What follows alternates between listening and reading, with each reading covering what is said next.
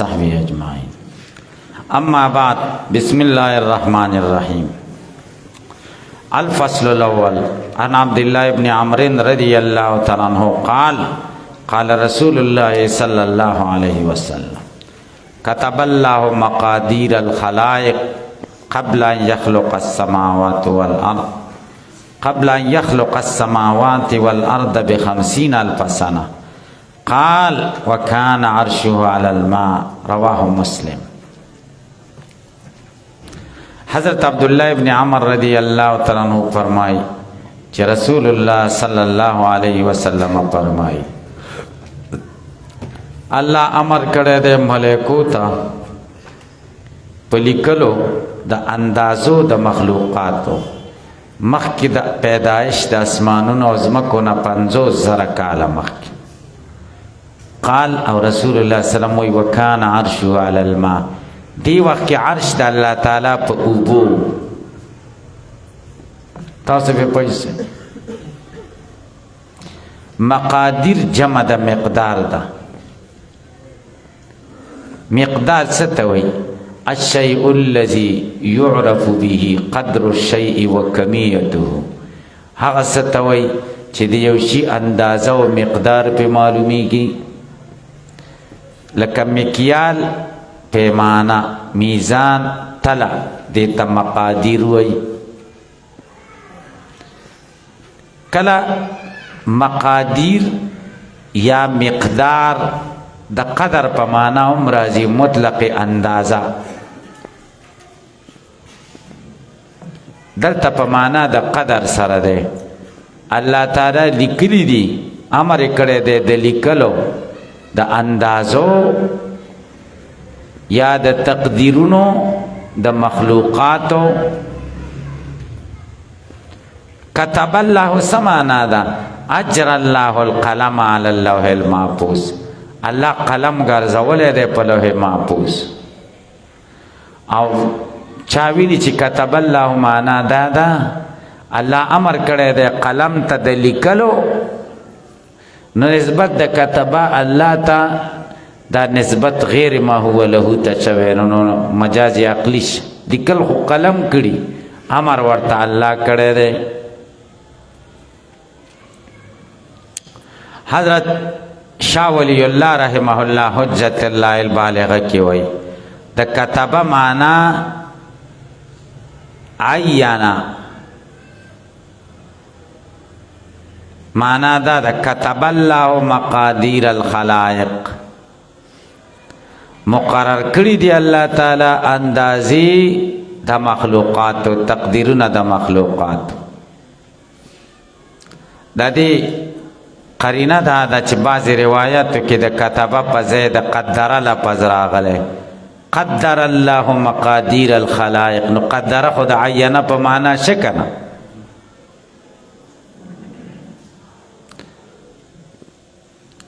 نو اللہ تعالی اندازہ کری دی تقدیرون دا مخلوقاتو دا اسمان و دا زمکی دا پیدایش نا 50,000 کالا مخی. دلتا با پتاسی و اعتراض واریش چی دا 50,000 کالا نسا مراد معنی دارا چی دا تقدیر او دا خلق پا منز کی طولی امد ذکر کئی، چی خلق لا نو پیدا شوی و دا دین 50,000 کالا مخ کے علم خداوندی کے وہ تقدیر ہو. دی تقدیر کے لکل شوی 50,000 کالا مخ کی. تا سے پہ پوچھئی اور لائیت شیم دنیا کے وہ نو. تا سبانے بھئی اعتراض وارد چی فلاسفہ مقدار دا حرکت دا پلک و الافلاک تا زمانہ ہوئی، چی افلاک نو نو تحدید دا 50,000 سنتین سنگوش. سوال بانی پوچھنس زمانہ ستا ہوئی فلاسفہ مقدار دا حرکت دا پلک و الافلاک، چی سماوات و افلاک نو نو تحدید دا 50,000 کالا دا تقریب سنگوش. تاسو با جواب ہوکی اول تحدید مقصود نہ دے بلکہ طول مدت مقصود دے. د عربی محاوره کې 50,000 کاله نه مراد ډېره اوږده زمانه ده. هلکه دا کار به په 50,000 کاله کې هم ونه کم. زمونږ پښتو کې هم داسې ده کار 50,000 کاله بعد به کوم معنا بالکل یې نه کوم. دویم جواب به دا وکئ دا تهدید د عرش فلک اعظم د حرکت په اعتبار سره بیان شوی نه د فلک الافلاک په اعتبار سره. د فلک الافلاک د حرکت په اعتبار سره نه، د فلک اعظم یعنی د عرش د حرکت په اعتبار سره شوی. عرش خو دریم جواب د 50,000 سنتین عدد تخمینی دی، یعنی که اسمان او افلاک موجود وي نو د اسمان د حرکت مقدار به هم دومره وي. پوه نشئ.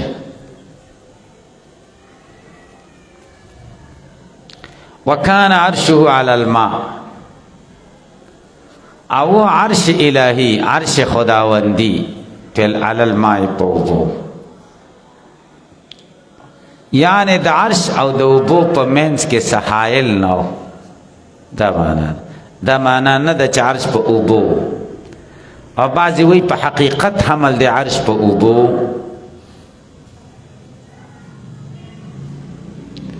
بعضې وی چې عرش د الله تعالی د اسمانونو د ځمکو د پیدایش نه مخکې په اوبو کې و. اوبه په څه ولاړې وي؟ اوبه علامت الریح د باد په شا ولاړې وي، او باد په څه و؟ باد په قدرت خداوندی باندې ولاړو. دا دلالت کوي په دې چې اوبه او عرش دا مخلوق دي د اسمان او د ځمکې د پیدایش نه مخکې. تاسو که اورېدلي خلک وایي دا ځمکه د غویي په ښکر ولاړه ده، بیا که تپوس وکړي چې دا غویي په څه ولاړ دی، څه وایي؟ وایي دا په باد ولاړ دی. باد په څه ولاړ دی؟ په اوبو. اوبه په څه ولاړې دي؟ په قدرت خداوندي، د خدای په قدرت. نو اول نه داسې چې ووایي چې دا ځمکه د خدای په قدرت ولاړه ده، ښه نه ده. چې زلزله شي هلکه وایي څه چلوړ شو؟ وایي غویي د ښکر نه ځمکه بل ښکر له بدله کړه، ستړی شي.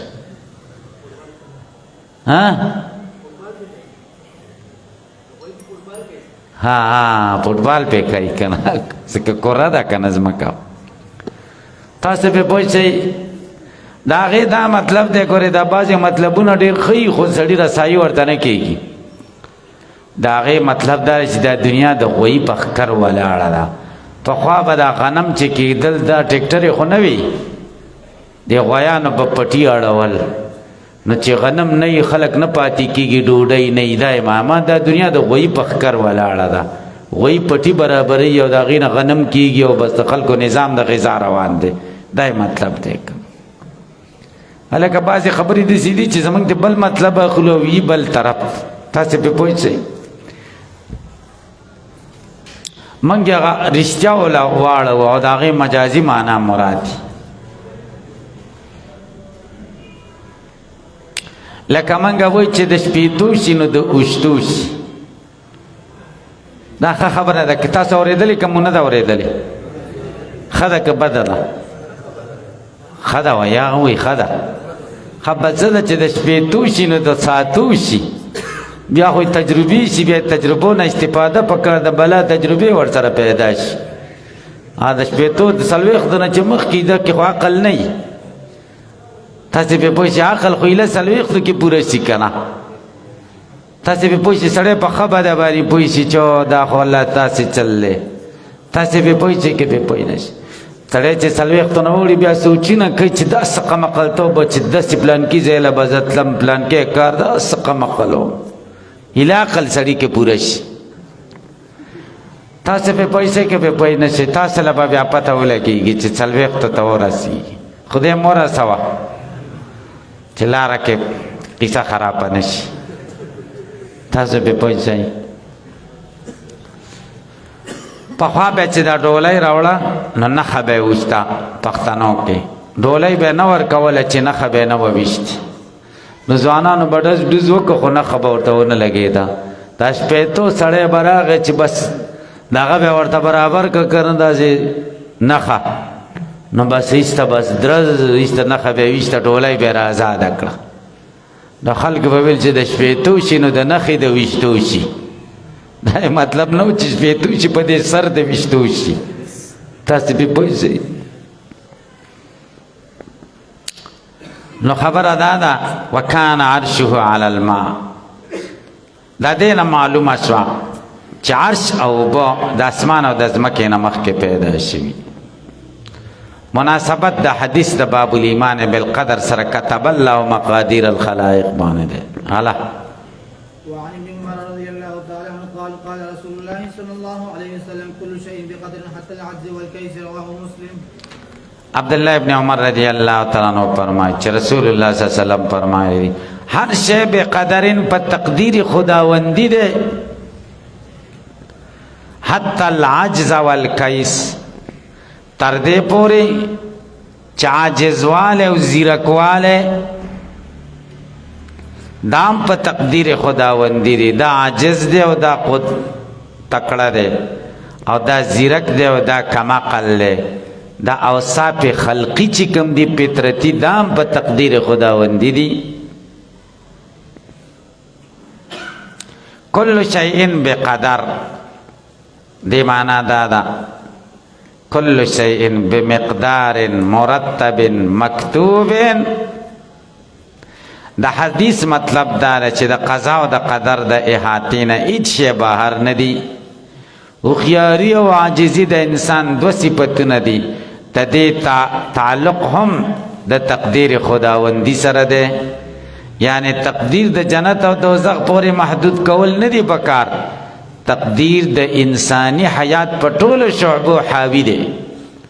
کاغه خلقی او صافی یا کسبی اعمالی په ټولو کې تقدیر شته. حتی العجز حتی عاطفه ده او العجز والکیس مربودی عطب دی پا کل باندے کل شین پا مبتدا باندے کل شین بقدر حتی العجز والکیس بقدر. الکہ بے پوچھئی او یا مجرور دی بنا بدے چا عطب دی پا شای باندے کل شین بقدر حتی العجز والکیس. الکہ بے پوچھئی کہ بے پوچھنش تاسبانے با اعتراض وارد کی. ہر کله چې مقصود احاطه او استغراق ته نو ضدین ذکر کول پکارو. د عجز ضد خو قدرت ته او د قیس قیاست ضد بلادت ته. نو قیاست دا خو ضد د عجز نه دی. څنګه ور سره ذکر احاطه په صورت کې خلق متضادین ذکر کوي ضدین. تاسو به جواب وکړئ قیس او عجز ضدین دي. ځکه د قیس نه مراد قوت عقلیه ده او د عجز نه مراد قوت عملیه ده او دواړه قوتونه سره ضد دي کنه. دویم جواب بداو کوي احد الضدین ذکر کړي دیم ترنه خود به خود معلومیږي. معنا بداسي شي کل شیء بقدر حتی العجز والقدرة والکیس والبلادة. الکه په پوه شئ. هلا ورپسې شه. وعن ابي هريره رضي الله تعالى عنه قال قال رسول الله صلى الله عليه وسلم احتج ادم موسى عند ربهما فحج ادم موسى قال موسى انت ادم الذي خلقك الله بيده ونفخ فيك من روحه واسس لك ملائكته واسكنك في جنته ثم اهبطت الناس بخطيئتك الى الارض. قال ادم انت موسى الذي استفاك الله برسالته وبكلامه واعطاك الالواح فيها بيان كل شيء. دې حدیث شریف ته وګورئ. ډیر خسته حدیث دی. حضرت ابو هريره رضی اللہ تعالی عنہ فرمائی کہ رسول اللہ صلی اللہ علیہ وسلم فرمائے احتج آدم و موسی عند ربهما. طلب د دلیلو کا آدم و موسی علیہ السلام پنیز درب دوی. احتجاج طلب الحجت. آدم علیہ السلام د موسی علیہ السلام نه دلیل غوښتو، موسی علیہ السلام د آدم علیہ السلام نه وغوښتو. دواړو مناظره وکړه او په کوم ځای کې وکړه عند ربهما الکه په پوښتنه عند ربهما دا مناظره کم ځای کې شوی دا روحانیه و په عالم غیب کې شوی دا چیرته په عالم غیب کې او د دې تایید دا د چې عند ربهما عند تجلیه تعالی علیهما پاغه ځای کې چې رب په دواړو تجلی وکړه او دام د چې جسمانی دي شي چې خدای دواړه را ژوندي کړل او یا د موسی علیہ السلام زمانہ کې آدم علیہ السلام را ژوندې کو تاسو په پوښتای داړو جګړه په دې وخت کې دواړو مناظره وکړه فحج آدم موسی آدم علیہ السلام غالب شو په موسی علیہ السلام باندې یا معنا فحج آدم موسی غالب شو آدم علیہ السلام په موسی علیہ السلام په حجت کې ګورای قال موسی موسی علیہ السلام ورته وی انت آدم ته آدمی الذي خلقك الله بيدي چې الله په خپل قدرت خاصه پیدا کړی ونفخ فيك من روحي خدای خپل خصوصي روح تا کې واچاو واسجد لك ملائکته ملائکه درته په سجده کړی واسکنک فی جنتی او تاته اوسېدل درکړه په جنت کې ثم احبطت الناس بخطیتک الى الارض او بیا دې راکوس کړل خلق په سبب د خطا ستا په سبب د لغزش تا ځمکې ته تا نه خطا وشو مونږ دې ځمکې له راکوچو ځم جنت کې مزې کوئ یا روایت کې داسې دي چې ورته انت الذي اشقیتنا ته هغه چې مونږ دې سپېره کړي وو عیسی اسلام خو نیازبین و که نه هلکه نیازبین بچی و نو ځکه ورسره داسې خبرې کولې قال آدم علیہ السلام ورته جواب کې انت موسی الذي استفاك الله ته خو هغه موسی چې خدای غوره کړی برسالاتی په پیغامونو و بکلامی په خبرو ددو و اتاک الالواح او تاته تختی د تورات در کړی پیا تبیان کل شیء پدې کې خو بیان دار شي ده او قرب کرانیز دې کړه تنجیا مناجیا پټي خبرې کوونکې فبکم وجدت الله ممیز حذف ده ایمانا فبکم زمانا یا فبأي زمان وجدت الله وجدت علم الله یا وجدت حکم الله سمر زمانہ کتاب پیدا کړ خدای حکم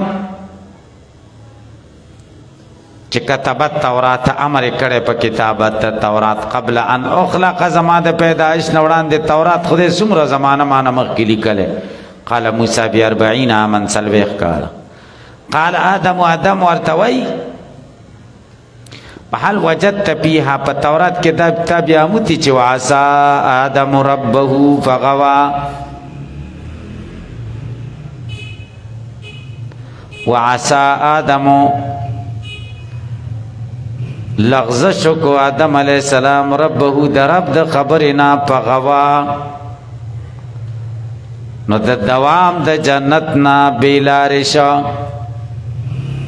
دا معنا ده قال موسی هغه ورته انعام هم د تورات کې وو یعنی زما د پیدایش نه 40 کال مخکې تورات لیکل شوی واغې کې دا چې په عصا آدم ربه فغوا دا مخکې اسیم لیکل شوی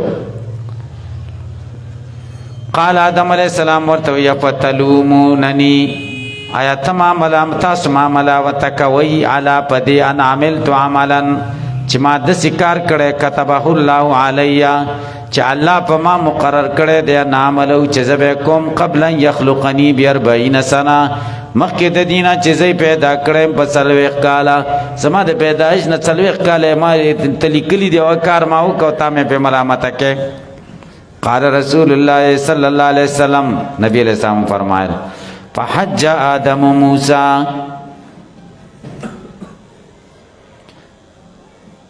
غالب شو په حجت کې آدم علیہ السلام په موسی علیہ السلام. موسی علیہ السلام خاموش شو. الکه تاسو په پوه شئ کې دلته دوه اعتراض دي. یو اعتراض خدا دی چې آدم علیہ السلام دلیل اونیو په تقدیر او په تقدیر خو استدلال صحیح نه دی کړ. تاسو پرون ویلو کړه یو سړی قتل وکړي او راویني چې ولې دی وکړو وای ما څه ګناه کړی خدای دا لیکلي و چې ته به وجنې خدای دا لیکلي نور عمر نه و. تاسو پرون ما ویلو تقدیر باندې استدلال خو صحیح نه دی او دلته په تقدیر استدلال آدم علیه السلام وکړو او بیا ورته خو نبی علیه السلام په حج آدم موسی نو موسی علیہ السلام ورته دا ویلی شو چې په تقدیر سره استدلال کې هلکه پې پوه شئ. جواب دا دی چې د موسی علیہ السلام ملامتیا د عالم اسباب د وتلو نه بعد عالم ارواح کې ده او عالم ارواح خو د ملامتیا ځای نه دی کنه. هغه هم په داسې لغزش چې توبې سره معاف شوی و. نو آدم علیہ السلام موسی علیہ السلام د محض لا جواب کولو او خاموش کولو د پاره په تقدیر استدلال وکړو په داسې طریقې سره چې د موسی علیہ السلام ذهن کسب او سعی د عبد طرف ته منتقلم نشو. تاسو په پوه شئ. دویم اعتراض دا دی چې دوه کرته وي. اول حدیث په اول کې په حج آدم و موسی بیا اخیره کې وي په حج آدم و موسی. دا تکرار خو ښه شی نه دی.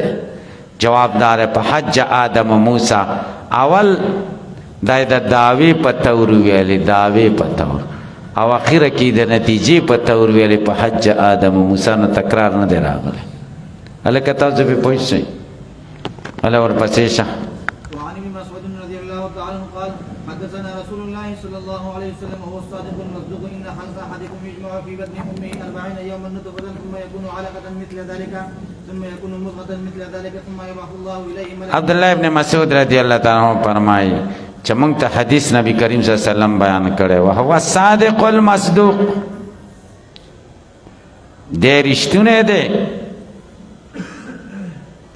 او رښتونه ګڼل شوی دی چې ان خلق احدکم پیدائش د یو ستاسو جمع کیږي په بطن امي په خېټه د مور کې 40 یوما سلويخ ورځي نطفه ثم يكون علقه بیا د وینې ټوټه شي مثل ذلك دا شان سلويخ ورځي ثم يكون مضغه بیا د غوښې ټوټه شي مثل ذلك سلويخ ورځي ثم يبعث الله اليه ملكا بیا الله د ملائکه راولېږي بیا به کلمات په څلورو خبرو په لیکلو په یكتب عمله تدا عمل لیکل کیږي اجل لیکل کیږي رزق لیکل کیږي او شقیون و سعید دا لیکل کیږي چې نیک بخت دی او که بدبخت دی. ثم ينفخ فيه الروح بیا په دې کې روح واچولی شي. فوالذي لا اله غیره هغه ذات مې قسم چې د هغه نه بل معبود نشته. ان احدکم یو ستاسو لیعمل بعمل اهل الجنه د جنتیانو عمل کوي حتی ما یکون بینه و بینها الا ذراع چې د جنت په منځ کې نه مگر یو غزي لږ فاصله فیسبق علیه الکتاب دا لیکل ورته رامخ کی شي فیعمل بعمل اهل النار د دوزخیانو کارو کې ځکه بل شقی لیکل شوی فیدخلها دوزخ ته لاړ شي. وإن أحدكم ليعمل بعمل أهل النار حتى ما يكون بينه وبينها إلا ذراع فيسبق إلى عليه الكتاب کتاب ورته راوړاندې شي فيعمل بعمل الجنة فيدخلها جنت ته داخل بد عمل ای خلع محفوظ کې سعید لیکل شوی نه اخر خاتمه ای خش. انما الاعمال خو بالخواتم دي کنه. عبد الله ابن مسعود ډیر احادیث دي صرف په یو حدیث کې فرمایل حدثنا رسول الله وهو الصادق المصدوق. نورو کې دا جمله نشته. دا ولی جواب داده دا امور باطینی دي او د عقیده سره تعلق ده تا مشاهدین بالا تر دی. علامه طیبی د مشکات شارح وی فما احسن موقعه هنا سمر خزه کی وهو الصادق المصدوق ویلی ډیر خسته زیده. نو د حدیث مطلب دا شه چې زمونږ شقاوت او سعادت رزق اجل نیټه او دا ټول چې کوم دی عمل زمونږ چې نیک به وي که بد به وي دا ټول لیکل شوي دي مونږ له الله. وعن سهل بن سعد رضي الله تعالى عنه قال قال رسول الله صلى الله عليه وسلم ان العبد لا يعمل عمل اهل النار وانه من اهل الجنه یقینا بنده عمل کوي د دوزخیانو کارونه کوي غلط و انه من اهل الجنه په علم خداوندی کې د جنتیانو نه و يعمل عمل اهل الجنه د جنت کارونه کوي و انه من اهل النار د دوزخیانو نه و انما الاعمال بالخواتيم. دار و مدار د فیدو د اعمال خو اخر خاتمه لده چې اخر خاتمه د څنګه کیږي. الله تعالی دې زمونږ استاد اخر خاتمه صحیح کی. الله. وعن عائشه رضي الله تعالى عنها قالت دعي رسول الله صلى الله عليه وسلم الى جنازه صبي من الانصار فقلت يا رسول الله طوبى لهذا مشهور من عصافير الجنه لا يعمل السوء. ام المؤمنین عائشہ صدیقہ رضی اللہ عنها وعن ابیها وعمن آمن ببراتها وی رسول الله صلی الله علیه وسلم اوبلل شو الى جنازه صبی من الانصار جنازی د یو ماشوم ته د انصارو فقلت یا رسول الله طوبى لهذا څه خوشبختی د دې ماشوم ته عصفور من عصافیر الجنه چرچڼه د جنت د چرچڼو نه جنت کې به مزه کوي ماشوم دی الکه به پوښتای لم يعمل السوء ولم يدركه نی عمل د ګناه کړي دی ولم يدركه او نه بدای دی غیر کړي دی ایا دا معنا چې ولم يلحقه السوء او بدای د پسې نه درسېدلې زمانه نه د غیر کړي. فقال رسول الله صلی الله علیه وسلم فرمایل او غیر ذلك یا عائشہ او غیر ذلك یعنی د دې خبرې نه بل خبره بده اتعتقدین ذلك والحق غیر ذلك. دا حمزه چې کومه ده دا په جمله پیلیه محذوفه اتعتقدین ذلك آیا ته داسې عقیده لري والحق غیر ذلك حق خبره خو بلا ده یعنی یا عائشہ یعنی تب جزم نه کې کنه چې دا به جنت ته ځي.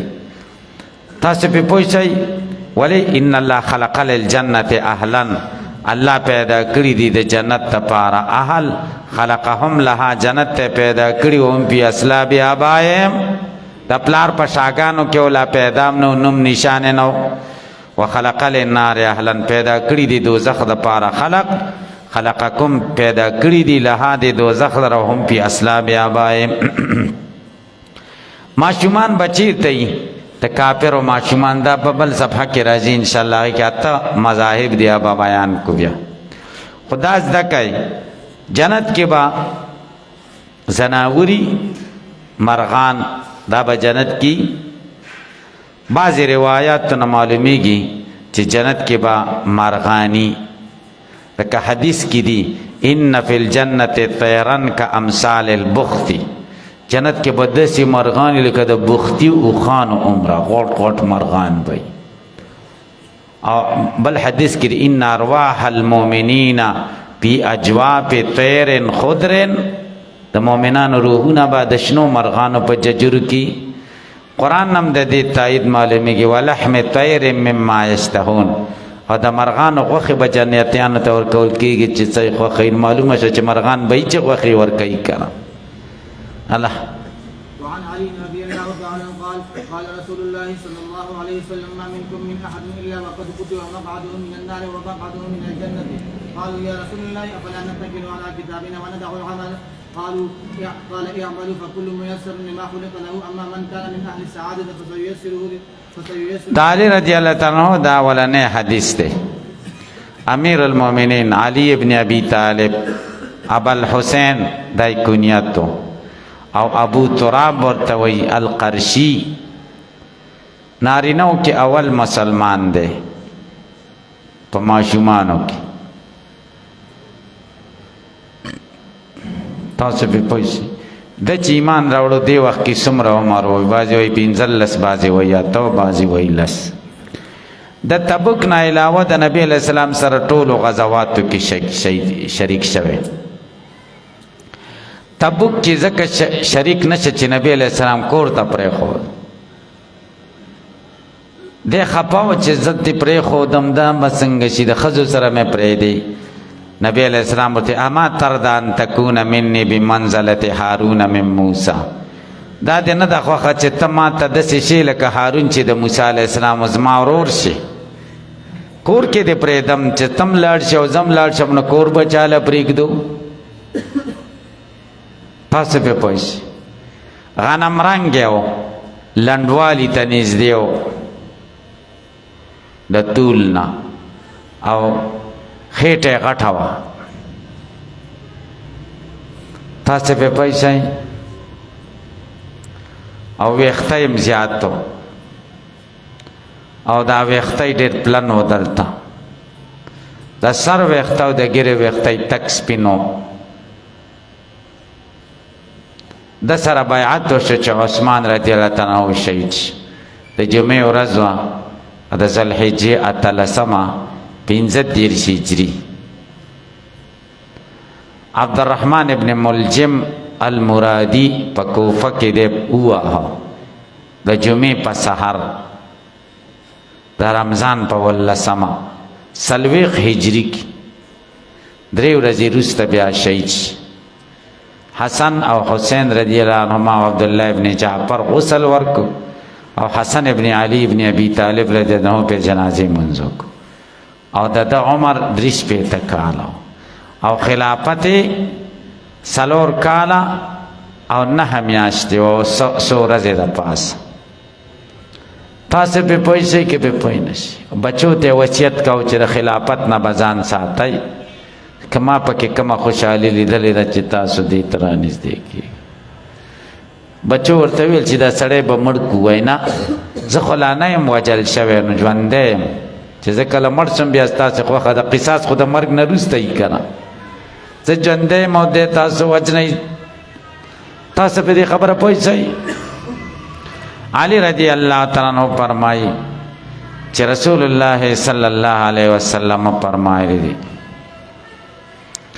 علی رضی الله تعالی عنہ یو ځلې فاطمه رضی الله تعالی عنها نه خفه شوی و کور کې جګړه راغلې وه د دواړو خفګان دی کور نه وتی و یوه غونډۍ شانې ده هلته ما ته ملګری دی زمونږ هلته یې راته وښود جومات پې جوړ دی هغې له ختلی و او خاورې وې په خاورو کې پروت و نبی کریم صلی الله علیه وسلم ورغې راپایڅه او خاورې ته څنډلې ورته قم یا ابا تراب بس د ده کنیت ابو تراب بیا یو کار وشو چې نبی کریم صلی الله علیه وسلم دواړو فیصله وکړه ورته وایي د کور کارونه به تکې او د بهر کارونه به علی رضی الله تعالی عنہ کوي د دواړو روغ یې وکړه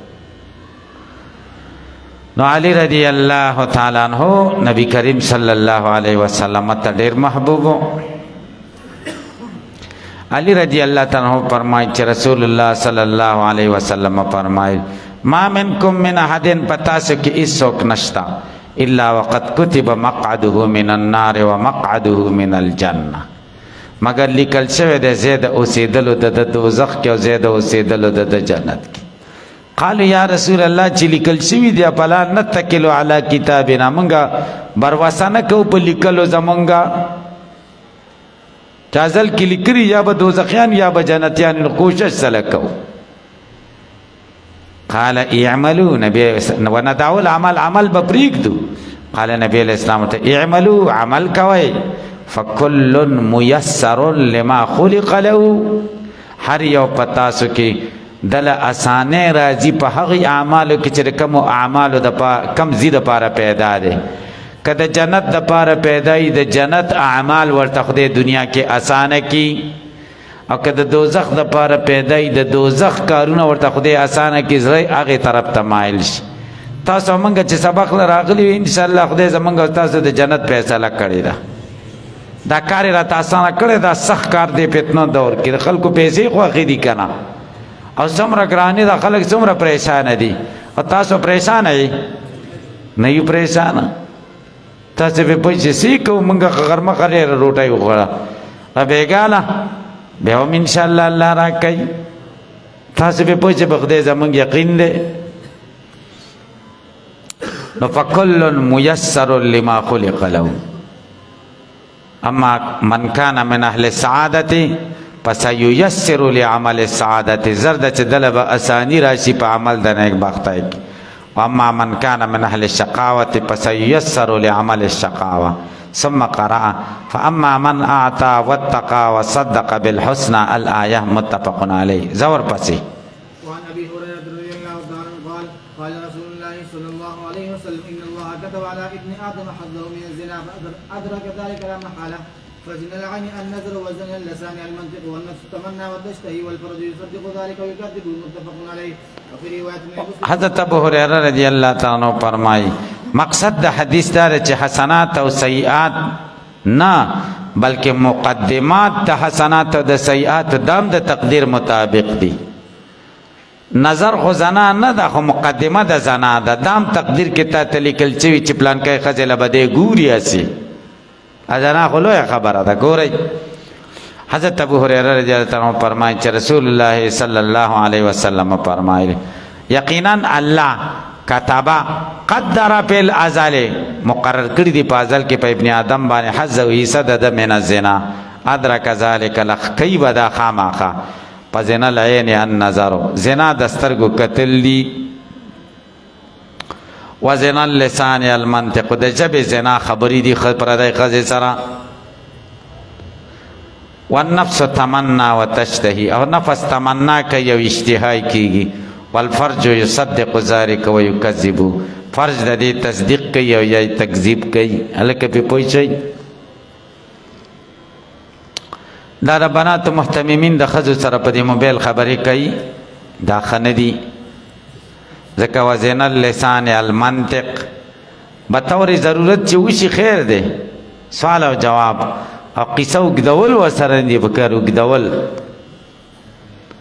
وفي رواية لمسلم قال كتب على ابن آدم نصيبه من الزنا مدرك ذلك لا محالة. العينان زناهما النظر والأذنان زناهما الاستماع واللسان زناه الكلام واليد زناها البطش والرجل زناها الخطا والقلب يهوى ويتمنى ويصدق ذلك الفرج ويكذبه. ألا وعن عمران بن حسين رضي الله تعالى عنه ان رجلين من مزينة قال يا رسول الله ارايت ما يعمل الناس اليوم يردخون فيه اشيء قضي عليهم ومضى فيهم من عمران ابن حسین رضی اللہ تعالیٰ عنہ فرمائی دادا کنیت ابو بجید الخزائی الکعبی دے دا خیبر پکار ایمان راوڑے بصرہ کے وسیدہ 250 هجری کې بصره کې وفات او د فضلا او صحابهونو